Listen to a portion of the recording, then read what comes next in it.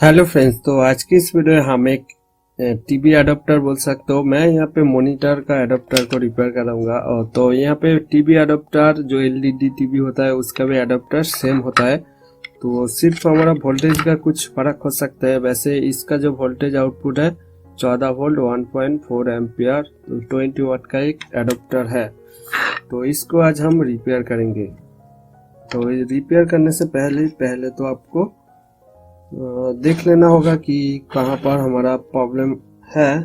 तो इस केस में मैं यहाँ पे पहले इसको ऑन करके देख लेता हूँ कि यहाँ से आउटपुट आ रहा है कि नहीं। तो मैं इसको ऑन करता हूँ अभी। तो चलिए यहाँ पे इसका देखते हैं आउटपुट आता है कि नहीं। तो यहाँ पे 0 वोल्ट कोई भी आउटपुट नहीं आ रहा है। तो पहले तो आपको इसको खोल लेना होगा। और पहला काम है, मैंने अभी इसको ऑन किया था, तो पहला हमारा काम होगा कि हमारा यहाँ पे जो बड़ा कैपेसिटर है, ये हमारा बड़ा कैपेसिटर इनपुट का, तो इसको पहले डिस्चार्ज करना होगा। अगर डिस्चार्ज नहीं करेंगे तो हमारा जोर का इलेक्ट्रिक शॉक लग सकता है। तो इसलिए पहले आपको इसको डिस्चार्ज करना है, उसके बाद सारा काम करना है। तो पहले हम इसका इनपुट स्टेज चेक करेंगे कि यहाँ पे कहीं पर शॉर्ट या फिर फ्यूज उड़ गया, ऐसा कुछ पोर्शन है कि नहीं। उसके बाद डीसी होने के बाद यहाँ पे जो डीसी स्टेज है उसको चेक करेंगे, और उसके बाद यहाँ पे आउटपुट स्टेज चेक करेंगे। तो चलिए यहाँ पे पहले एसी इनपुट स्टेज को चेक करेंगे, उसके बाद एसी के बाद जो हमारा डीसी हो रहा है, और यहाँ पे आईसी से इस ट्रांसफार्मर पर जा रहा है, उसके बाद यहाँ से आउटपुट हो रहा है। तो पहले तो मैंने यहाँ पे कहीं फ्यूज हमारा जल गया है कि नहीं वो देख लेते हैं। तो मैं इसको तो ठीक है। तो पहले हम यहाँ पे ब्रिज रेक्टिफायर का जो एसी इनपुट है, वैसे यहाँ पे आपका 4 डायोड भी लगा हो सकता है, और इस केस में हमारा bridge rectifier, full bridge rectifier. तो मैं यहाँ पे अब एसी जो लोगो है, यहाँ पे एसी लोगो है, उसके बाद तो यहाँ तक हमारा आ रहा है और ये भी आ रहा है। तो बीच में कुछ फ्यूज है, तो सब कुछ हमारा सही है। उसके बाद यहाँ से हमारा पॉजिटिव और नेगेटिव निकल रहा है, तो ये भी शॉर्ट है कि नहीं देख लेता है। तो ये शॉर्ट नहीं है, ठीक है। तो वैसे इस साइड पर हमारा एसएमडी लगा हुआ है, तो ये ज़्यादातर हमारा खराब नहीं होता। अगर आपका यहाँ पे जल गया तो आप उसको रिपेयर करना ही छोड़ दीजिए। तो यहाँ पे पहले आपको टेस्ट करना होगा यहाँ पे जितना डायोड लगा हुआ है वो हमारा सही है कि नहीं। तो ये एक डायोड है, तो डायोड नॉर्मली हमारा शॉर्ट होता है, ज़्यादातर हमारा डायोड शॉर्ट हो जाता है। तो ये शॉर्ट नहीं है, ये सही है। और भी यहाँ पे कुछ डायोड है, ये भी हमारा सही है, तो ये भी सही है। और यहाँ पे एक डायोड है, तो उसको भी टेस्ट कर लेते हैं। ये भी हमारा सही है लगता है। तो डायोड अगर शॉर्ट नहीं है तो ये तो हमारा एक कॉइल टाइप है। तो यहाँ पे हमारा जो डीसी स्टेज है, यहाँ पे स्विचिंग स्टेज, यहाँ पे हमारा कोई भी डायोड शॉर्ट नहीं है। और यहाँ पे एक ऑप्टोकपलर लगा हुआ है, जो कि यहाँ से फीडबैक लेके यहाँ तक भेजता है।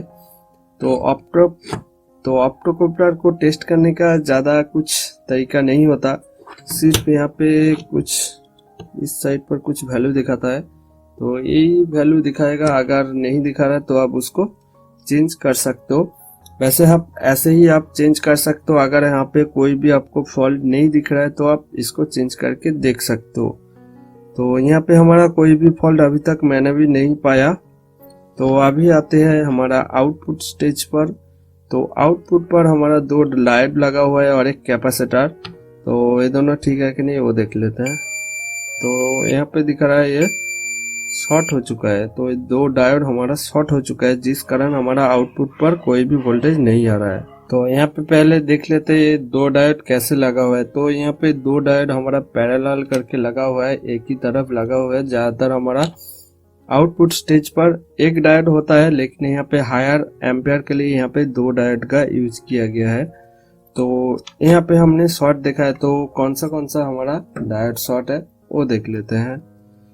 तो वैसे यहाँ पे डायोड शॉर्ट है, आपका अगर अलग प्रॉब्लम हो सकता है, तो ऐसा ही नहीं कि हर टाइम हमारा डायोड ही शॉर्ट होगा ये आउटपुट का, तो और भी डायोड शॉर्ट हो सकता है। और ज़्यादातर हमारा यहाँ पे डायोड ही खराब होता है, और नहीं तो हमारा एसएमडी इस तरफ कुछ खराब हो जाता है। जब ये जल जाता है तब आपका एसएमपीएस नहीं रिपेयर हो सकता। तो इस डायोड में कौन सा खराब है वो देख लेता है। तो ये वाला डायोड शॉर्ट हो चुका है, तो ये है, ये हमारा सही लगता है। तो मैं यहाँ पे दोनों को ही चेंज कर दूंगा। तो इसका वैल्यू कुछ देख लेता है खोल के। अगर यहाँ का वैल्यू आपको नहीं मिल रहा है तो आप दूसरा भी डायोड लगा सकते हो। तो ये हमारा खराब है, तो इसका वैल्यू 100 और 31004। वैसे मेरे पास ऐसा कोई डायोड नहीं है, तो मैं यहाँ पे एसएमपीएस का ही दूसरा डायोड लगाऊंगा। तो मैं यहाँ पे पैरेलल करके था, तो इसलिए मैं यहाँ पे दोनों को ही खोल दूंगा यहाँ पे, क्योंकि दूसरा वैल्यू अगर यहाँ पे लगाएंगे तो दोनों का काम करने का तरीका अलग होगा। तो पैरेलल में इसीलिए मैं दोनों की चेंज कर दूंगा। तो मैं यहाँ पे नया डायोड जो लिया हूँ FR1504, तो यहाँ पे देख सकते हो 1504,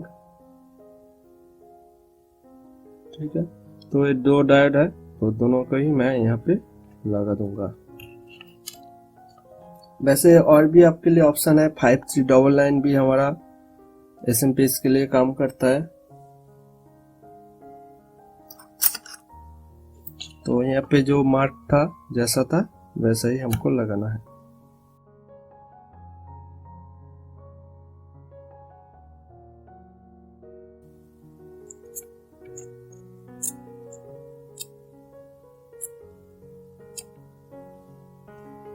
तो यहाँ पे दो डायोड को मैंने चेंज कर दिया है। तो चलिए इसको फिर से पावर ऑन करते हैं।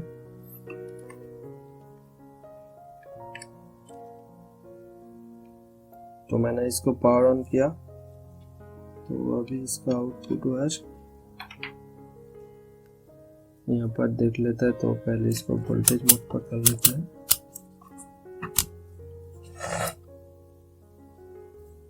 तो ये रहा हमारा ग्राउंड। तो यहाँ पे 14.43 वोल्ट आ रहा है, तो हमारा एडाप्टर ठीक हो चुका है।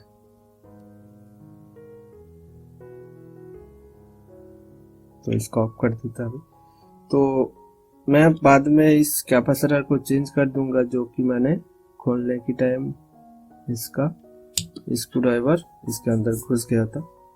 तो बस यही था। वीडियो को देखने के लिए बहुत बहुत धन्यवाद। और कुछ अगर जानकारी चाहिए तो आप कमेंट बॉक्स पर कमेंट कर सकते हो, और आगे ऐसे वीडियो देखने के लिए मेरे चैनल को जरूर सब्सक्राइब कर लेना। तो आज के लिए इतना ही, बाय।